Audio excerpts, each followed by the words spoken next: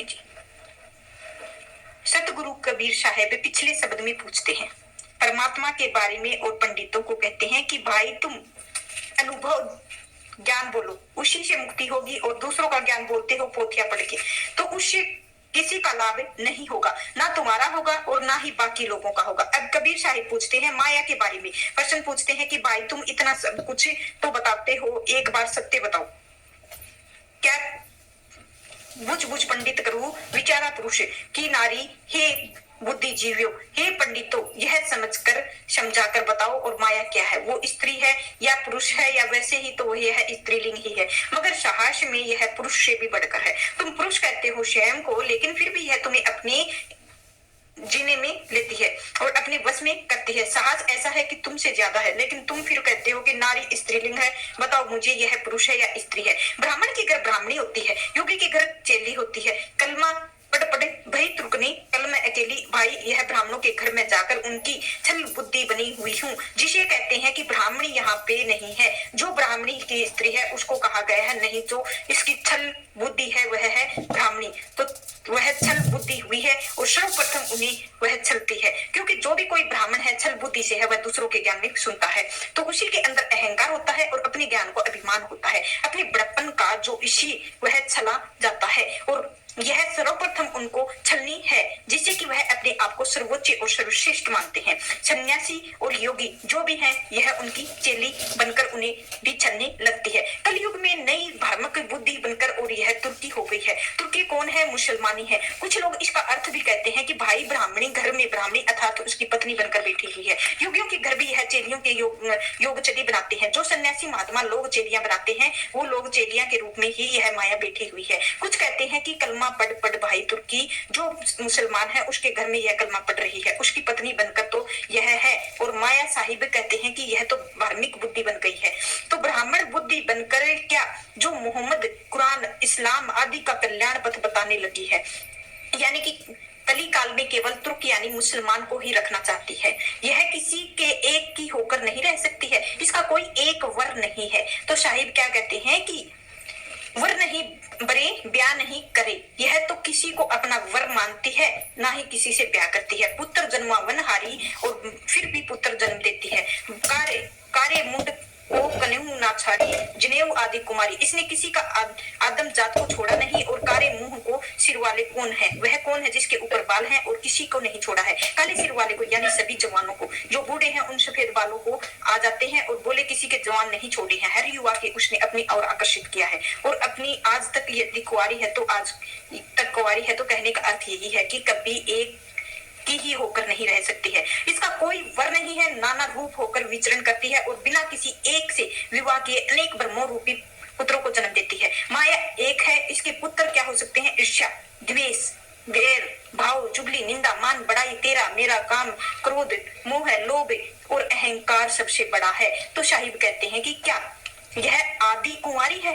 कुंवारी होकर भी अज्ञानियों से अपनी मोह जाल को निरंतर फंसाए रहती है। यह कुंवारी है, क्यों है? क्योंकि माया का कोई आज तक भोग नहीं हो सका है, और किन्हीं भोगियों तक वियोग है। जब तक नहीं भोग है तब तक हमें सभी लालसा में, तृष्णा में, आशा में ही मिले हैं, और मिले और मिले और मिले, और चाहे इस चाहे में इस दुनिया के सभी मगन गमन कर रहे हैं, क्योंकि यह तन जो है तन समाप्त हो गया है। माया मरी ना मन मरा, मर मर गए शरीर आशा तृष्णा, ना मरी यूं कहे कबीर, ना माया मरी और ना ही यह मन मरा। सभी शरीर जो थे वह मर गए, और लोगों ने फिर भी अंतिम सांस तक आशा तृष्णा यह नहीं खत्म हुई। साहिब कहते हैं कि जो ज्ञानी पुरुष है वो इससे हमेशा दूर दूर रहते हैं।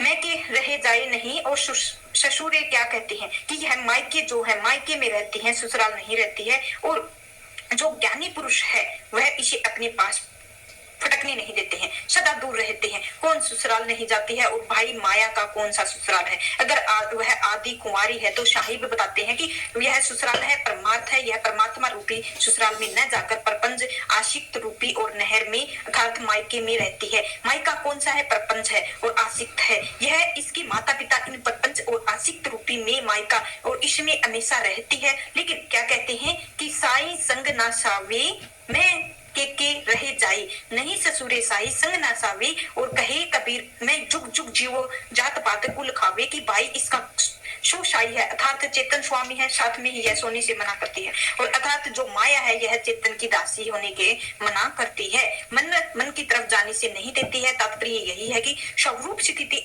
एवं समाधि से यह भागती है। और कबीर साहिब कहते हैं कि जो माया रहित स्वरूप स्थिति में जो व्यक्ति रमण करता है, जाति पाति कुल संप्रदाय इन सभी मायावी बंधनों से मुक्त होकर हमेशा अमर हो जाता है। शरीर अमर नहीं होता है, वह व्यक्ति अमर हो जाता है, वह जीव अमर हो जाता है। अन्यथा यह माया तो सभी को भरमाती है, क्योंकि इस संसार में ऐसा कोई नहीं है जो मरा ही नहीं हो। इसीलिए यहाँ पर साहिब अमर की बात कर रहे हैं। जो कह रहे हैं साहिब कह रहे हैं, कबीर में जुग जुग जीवो, युगों युगों तक जीता हूँ, अर्थात मर भी जाता हूँ। कौन हूँ मैं कौन हूँ? और मैं जो कल बताया था ना, तो सत्संग में कल के सत्संग में बताया था कि कौन हूँ मैं, शुद्ध चेतन और आत्मा हूँ। जब तक यह मैं में मिट जाती है, परमात्मा के साथ एक हो जाती है, तो यह जो शुद्ध चेतना में है, यानी जो भी आत्मा है वह आत्मा नहीं मरता है। जब व्यक्ति स्वयं को आत्मा के बारे में जान लेता है तो इस ज्ञान में वह समझ लेता है, फिर नहीं मरता है। जिस प्रकार सपने आप देखते हो, सपने में आप दुखी होते हो, सुखी हो सकते हो, हंसते रहते हो, रोते रहते हो, तो आपको झटका लगता है। जब आप सपने में कभी गिरते हो तो अच्छा हो रहा है, वास्तव में मुस्कुराते हो, क्योंकि स्वयं क्या मानने हुए हो, अपने सपने वाला व्यक्ति। लेकिन जैसे ही उसकी नींद टूटती है, फिर सपने की आप जिंदा रहो या मरा, कुछ भी हो, आपके सामने मतलब कोई नहीं है। आपकी आसक्ति समाप्त हो गई है, समझ गए हैं झूठ है, समझे हैं कब है, और सपना देख रहे हैं, नहीं समझे हैं समझे जब सपना टूट गया है। सपने को जब देखा, ओह यह झूठ था, यह तो मात्र एक अभ्यास था, अभ्यास था। जब आप अनुभव कर लेते हो तो इससे अपने ही इस वास्तविक जीवन में, हमें कहते हैं कि व्यवहारिक जीवन में, जब आप इस व्यवहार के जीवन को पार चले जाते हो तो आपके परमार्थिक सत्ता पर जाते हो, यानी अपने आत्मा के रमण में करते हो, तो आपको समझ आता है कि ओ यह शरीर तो अभी नश्वर है। जैसे ही सपने का स्वर्ग है समाप्त हुआ तो संसार समाप्त हो गया। संसार की कितनी बार बना है, बिगड़ा है, कितनी यहाँ पर ले आई है, कितनी प्रकृतियां बनी है, सृष्टि का निर्माण हुआ, समाप्त हुई है। कल साहिब ने बताया कि भाई जब कुछ भी नहीं था तो सृष्टि बनाई, किसने बनाई, कहां से बनाई? आप लोगों ने प्रश्न पूछा, मैंने जरा पर विचार किया और एक दिन इसका जवाब दोगे और आपको यह जवाब अनुराग सागर वाला नहीं, सत्य वाला है, अनुभव वाला जवाब है। वह तो अभी स्वयं कुछ भेद नहीं मन खोले दिया है, कुछ और आगे खोल दोगे। और साहिब यही बता रहे हैं कि व्यक्ति स्वयं जानने लगता है, अमर हो जाता है, स्वयं के आत्म स्वरूप जानता है, वह अमर हो जाता है। क्योंकि शरीर तो किसी का नहीं रहता है। और मुआ कहो पंडित जाना, और कौन मुआ कहा पंडित जाना, सो समझाई कहो माही साना। कि भाई तुम कहते हो यह देवी देवता है, यह भगवान है, विष्णु भगवान है, शिव भगवान है, कृष्ण भगवान है, राम भगवान है, इन सब की पूजा करो। तुम उसकी मूर्तियां बनाते हो, तुम पूजा करते हो, पूजा करने के बाद चढ़ावा करते हो, तुम अपने घर पर जाते हो। अब मुझे जरा बताओ कि तुम लोग कहते हो कि भाई तुम इन प्रभु को ध्यान करो, अमर हो जाओगे, तो तुम भक्ति करोगे, अमर हो पाओगे? जरा मुझे ये बताओ, किसकी बात तुम कर रहे हो? तुम्हें मुक्ति देंगे, जन्म मरण की मुक्ति देंगे। जब स्वयं ही इस संसार में जन्म मरण के चक्कर में नहीं बच सके तो वही सब बताते हैं और पूछते हैं कि भाई कौन मरा है, बताओ इस संसार में आके जरा समझाओ, कौन ऐसा है जो शाश्वत रहा है? मुझे ब्रहा विष्णु महेश पार्वती सुत मुवे गणेशु।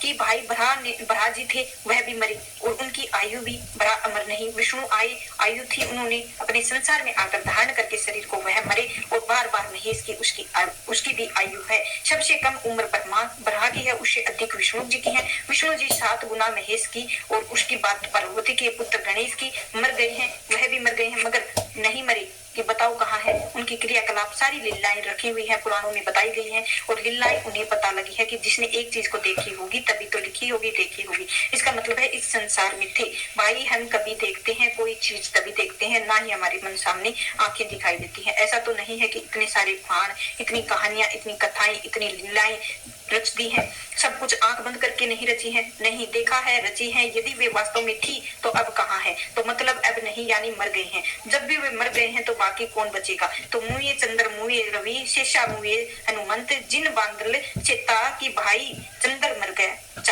चांद और यह सूर्य है, यह भी शेष है, और सब कुछ तो मर रहा है, जिंदा कोई भी नहीं रहता है। जरा सोचो इस बात को। विज्ञान भी कहता है कि चंद्रमा जो है इसकी आयु पृथ्वी की आयु, और यह सूर्य की एक दिन समाप्त हो जाएगा। यह तारा मात्र है, एक दिन समाप्त हो जाएगा। यह चीज पहले ही संतों ने बता रखी। सब कुछ समाप्त होता है तो ऐसा नहीं होता है कि सूर्य भगवान, सूर्य देवता कभी समाप्त नहीं होंगे। सब कुछ मरता है तो देवता वह है जो कुछ देता है, देवी वह है जो कुछ देती है। माता जन्म देती है तो वह देवी है, पिता पालन पोषण करता है तो आजीविका कमाता है, हमारे लिए हमारे जीवन देता है। इसीलिए वह देवता है। वृक्ष देवता है, छाया फल देते हैं। सूर्य देवता है और हमें प्रकाश देता है, ऊर्जा देता है। चंद्रमा औषधियों का पोषण करता है। यह देवता तो साहिब कहते हैं कि सब मरेंगे और सब मरे हुए हैं।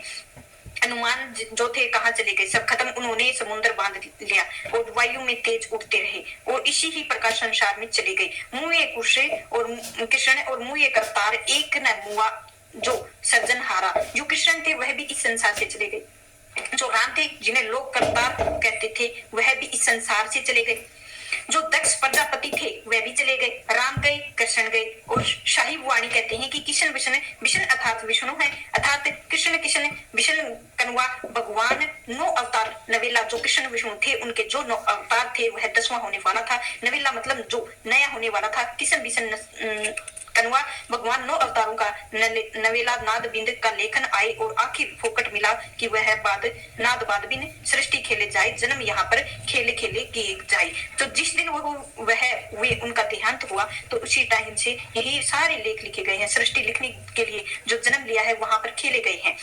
16 सहस्र गोपी का जिसका राधा सी पटरानी कहा गया है कि कनुआ खेलते उनकी कहो निशानी की। जिनकी 16,000 गोपियां थी, जरा बताओ कि वे जो खेलती थी, रसलीला करती थी, वह कहाँ गई? अब उनकी निशानी कहाँ है? इस जगह पर किसी लोग को जानते हुए देखें और किसी ने कोई नहीं। इस संसार में आया है वही मर गया है। जिसने शरीर धारण किया है वही उसी की मुक्ति भी होनी है। जिसने शरीर दिया है उसकी मुक्ति जरूर होनी है। ऐसे नहीं है कि भाई हम आज आगे तो कल चले जाएंगे, कल आगे तो परसों चले जाएंगे। नहीं, हमें जो भी कर्म है वो भोग के जाना है और जाना है। इसीलिए कृष्ण भी मरे हैं और जिन्हें तुम करतार कहते हो वो भी राम मरे हैं। अगर कोई नहीं मरा है तो कौन नहीं है? और सृजनहार मालिक जिसने भी तुम्हें सभी को रचा है, जिसने भी सारी सृष्टि को रचा है वही शाश्वत है।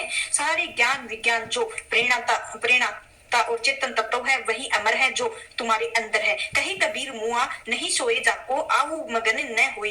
कबीर साहिब कहते हैं कि जो वासना का त्याग करके आवागमन के बंधन से मुक्त हो गया है, केवल वही नहीं मरा है, वह अमर है। तो अपनी वासनाओं को त्यागो और इस आवागमन के बंधन से मुक्त हो जाओ, क्योंकि इस बंधन से पड़े रहोगे तो मुक्ति होगी नहीं। और इसीलिए इन वासनाओं को त्यागो। और आगे नंबर आता 46 से कबीर साहिब की पंडित एक अचरज बड़ हुई कि हे पंडितों की एक बात हमें बड़ा आश्चर्य होता है कि बड़ा अचरज होता है, क्या एक मेरे मुंह अन्न नहीं खाए तो एक मेरे सिज्जे रसोई। यदि किसी के घर में कोई मर जाए तो वह आप लोग 10 दिन तक यानी शुद्ध कर्म तक भोजन नहीं करते हैं, परंतु यदि बकरा या मछली अगर उस यह सब मिल जाए तो उसकी लाश लाकर रसोई में पकाते हो, बड़े ही स्वाद खाते हो। इंसान मरा तो भोजन नहीं करोगे और बोले जी अशुद्ध हो गया है और घर में लाश पड़ी है, सब पड़ा है, 10 दिन तक बिल्कुल भोजन नहीं करेंगे। अन्न नहीं बनता है तो कोई दूसरे पड़ोसी के घर में अन्न बनेगा तो वह भोजन कराएगा, तब भोजन करोगे। तो अपने घर में अन्न नहीं बनता है, लेकिन वही जब तुम किसी बकरी को लाकर काटते हो तो वह तो कटा हुआ शव नहीं होता है। तो तुम अपने घर में लाकर मच्छी पकाते हो, क्या वह मच्छी का शव नहीं होता है? क्या पूरी गंदगी नहीं फैलती है, बदबू नहीं फैलती है, पूरी घर के अंदर बास मारती है, लेकिन वह तुम्हें अच्छी लगती है। लेकिन मनुष्य का शव पड़ा हो तो वह अच्छा नहीं लगता है। बोले अरे अरे जल्दी करो, उठाओ इसको, जल्दी से लेकर जाओ शमशान घाट। क्यों भाई? क्योंकि मनुष्य का शव है, नहीं जाता है। इसीलिए बकरे और मुर्गी के मछली इन सबका तुम्हें जीव का स्वाद लगा हुआ है, इसीलिए तुम नहीं निकालते हो घर से भी। जब तुम नहीं सोचते हो तो मैंने जो भी है आज मछली बना ली, आज मछली मार दी, 10 तक भोजन नहीं करूंगा और चाव नहीं करूंगा। मनुष्य मरने के बाद पाखंड करते हो और 10 दिन कर अन्न नहीं बनेगा। वैसे ही बात हो गई है। जैसे एक आदमी ने देखा कि अरे चाय में मक्खी गिर गई, तब उसने क्या किया, उठा के चाय को फेंक दिया। फिर उसके बाद दूसरी चाय मांग ली, उसमें भी मक्खी गिर गई, फिर फेंक दिया। बोले आज चाय नहीं पीते हैं। थोड़ी देर के बाद वो घी गर्म कर रहा था, घी में मक्खी गिर गई तो उसने मक्खी को उठाकर फेंक दिया, उसने घी को नहीं फेंका। क्यों? क्योंकि वह महंगा आता है, चाय सस्ती होती है। तो इसीलिए गर्म तो दोनों ही थे, घी भी महंगा था और घी भी गर्म था, चाय भी गर्म थी, चाय भी फेंक दी। घी मक्खी गिरी तो मक्खी को फेंक दिया और घी क्यों नहीं फेंका? व्यक्ति सारे पाखंड अपने अपने स्वार्थ के हिसाब से बनाता है। तो साहिब वही चीज कहते हैं कि यदि तुम्हारे घर में मछली की, बकरे की, मुर्गी की वगैरह काटते हैं तो तुम बड़े चाव से खाते हो, बड़े स्वाद से खाते हो। साहिब कहते हैं कि कर स्नान देवन की पूजा, नो गुण का जनेवा, हड्डियां हाडे होडे, क्रिया मुखे अबे सटकर्म बनेऊ, धर्म करे जहाँ जीव बहुत तुत कर्म, अकर्म करे मोर भाई तो रात को ब्राह्मण कहिए तो काको कहिए कसाई के। भाई तुम क्या करते हो? तुम स्वयं सुबह सुबह स्नान करोगे, ओह जल्दी नहा ले और पूजा कर ले। पूजा पाठ करते ही भगवान के आगे धूप बत्ती करके तुम बताते हैं कि हम बड़े शुद्ध हो गए हैं। जैसा शुद्ध कोई नहीं है। 9 धागों में तुमने जनेऊ पहन रखे हैं, तुम्हारे 9 गुणों का सूचक माना जाता है। लेकिन जब तुम अक्रम करते हो, यानी जब तुम हड्डी के अंदर मांस पकाते हो, थाली में हार्ड मांस परोसते हो, तो उस मुख से उसी हार्ड मांस को चबाते हो। विरोधाभासी बातें तुम्हें समझ नहीं आती हैं। एक तरफ तो तुम शुद्ध होते हो, दूसरी तरफ तुम अशुद्ध मांस को पका रहे हो, तो अब तुम्हें शुद्धता नहीं समझ आती है, क्यों खाते हो? यह यदि दोनों विरोधाभास बातें किस लिए हैं? बोले, हे भाई, यहाँ धर्म जो नाम है वह स्वयं देवी पूजन है, ईश्वर पूजन के नाम पर है। जो जीव वध किया जाता है वह प्रत्यक्ष कुकर नहीं है और दुष्कर्म नहीं है। वाह क्या! अरे पशु जो होते हैं, पशु भी जंगल में जब खाते हैं तो दूसरों को भागते हुए मौका मिलता है, लेकिन तुम अब उन्हें बांधकर मार के खाते हो, तो बताओ क्या पाप नहीं है? साहिब कहते हैं कि हे भाइयों, जहाँ धर्म के नाम पर ईश्वर पूजन नाम पर यह सब किया जाता है, बहुत बड़ा जाहिल बना है, बहुत बड़ा पाप है। ऐसी स्थिति में अगर तुम्हें ब्राह्मण बोल दूं तो मुझे भी बताओ कि मैं कसाई किसे कहा जाऊंगा? कसाई तो यही करता है, कसाई मुर्गे काटता है, बकरे काटता है अपनी आजीविका के लिए, लेकिन तुम क्या काटते हो? अपने स्वाद के लिए। तुम्हारी आजीविका, भूखे नहीं मर जाओगे, वह नहीं खाओगे। अगर तुम घास फूस खाकर, अनाज खाकर भूखे नहीं मर जाओगे। बताओ क्या फर्क है? कसाई तुम कोई फर्क नहीं है। मुझे तो कबीर ने सुना, संतो भ्रम भूल दुनियावी अपरंपराएं पास पुरुषोत्तम यादती बिल्ले पाई। साहिब कहते हैं कि भाई तुम्हारी इन पाखंडी बातों में ही संतो सुनो, यह सांसारिक लोग हैं, यह इनकी पाखंडी और भ्रम रूपी बातों में भूल गए हैं, भटक गए हैं और उल्टे रास्तों पर चल गए हैं। जो हद है बेहद से परे है, जो वही पुरुषोत्तम है, और परंतु यह सर्वोच्च स्थिति कोई बिल्ला ही प्राप्त कर पाता है, अन्यथा सभी इन पंडितों के बनाए हुए पाखंड हैं, उन्हीं में फंसते जा रहे हैं। मुसलमानों का भी यही है। काजी मालूम का बोल दिया, बकरी ईद के दिन काटते हैं। क्यों काटते हैं बताइए? क्या परमात्मा ने कहा कि तुम बकरा काटो? खुद ने ही कहा कि मुझे बकरे की बलि चाहिए। कुर्बानी नहीं मांगी खुदा ने। खुदा तो कहा है कि मोहब्बत तेरा सबसे अजीज है, जो तुझे सबसे अजीज है तुम छोड़ नहीं सकते हो, तुम वह मुझे दे दो। तो मोहब्बत ने कहा कि मेरा गुरूर है, मेरे गुरूर से ज्यादा अजीज है, तो मुझे मेरी औलाद है। तो अपने बेटे को उन्होंने बलि चढ़ाने के लिए सोचा कि मैं उसकी कुर्बानी दे रहा हूँ, क्योंकि मेरे जो वजूद है उससे भी ज्यादा मेरी खुदी से प्यार है, और मेरा जो बेटा है उससे कुर्बान करने लगा हूँ। एक भेड़ ने आकर टक्कर मारी और छुरा था वह भेड़ को लग गया, उसकी गर्दन कट गई। बस तब से ही लोगों ने भेड़े काटनी शुरू कर दी। भेड़े कम हुई, बकरी काटनी शुरू कर दी। जीव का स्वाद चाहिए था, एक बेटी तो भेड़ के लिए आज हमेशा बकरी ईद भेड़े काटते हैं। खुदा को तो यह मांगा था सबसे अजीज है, जो वो दो तुम्हारे लिए सबसे अजीज होता है। तुम्हारी अहम, तुम्हारी खुदी, अपनी खुदी कुर्बान करो मालिक के नाम पर, खुदा के नाम पर। वो असली बकरी ईद है, ना कि बकरे काटने से तुम्हारी ईद बना दिया है। तुमने तो असली ईद होती थी और बकरा काटने वाली ईद बता दिया है। तो बकरी ईद बोले भाई बकरा काटो। क्यों? काजी मालूम का स्वाद ज्यादा हुआ था, बकरी ने भाइयों को काटा। और साहिब कहते हैं कि सब पाखंड है। जो मालिक है वह हद बेहद इन दोनों में परे है और उस स्थिति को प्राप्त कर लेता है, वही वास्तव में सच्चा साधक होता है, वही वास्तव में सच्चा पीर फकीर होता है। अन्यथा कोई नहीं है कि ऐसी स्थिति जो बिल्ला ही प्राप्त कर पाता है। इसीलिए परमात्मा का सुमरन कीजिए और अपने नाम सिमरन को मजबूत कीजिए, और धीरे धीरे फलाने का नाम भी यह अर्थ है। एक गुरु ने यह नाम दिया है, नाम का क्या अर्थ है उन सभी को निवेदन करना चाहिए। और भाई सुनो, जब आप किसी को एक रास्ते पर चलते हो तो उसी रास्ते पर चलो, लेकिन पहले दृढ़ निश्चय कर लो, हाँ मुझे इस रास्ते पर चलना है। यदि संसार में आप ढूंढते रहोगे यही रास्ता कौन सा है, तो आपको कभी रास्ता मिलेगा ही नहीं। क्यों नहीं? आज का सत्संग इधर ही खत्म होता है। आप पूरा सहयोग दें, और अगर वीडियो पसंद आई हो तो चैनल को लाइक शेयर सब्सक्राइब जरूर करें। राधा स्वामी जी। राधा स्वामी जी।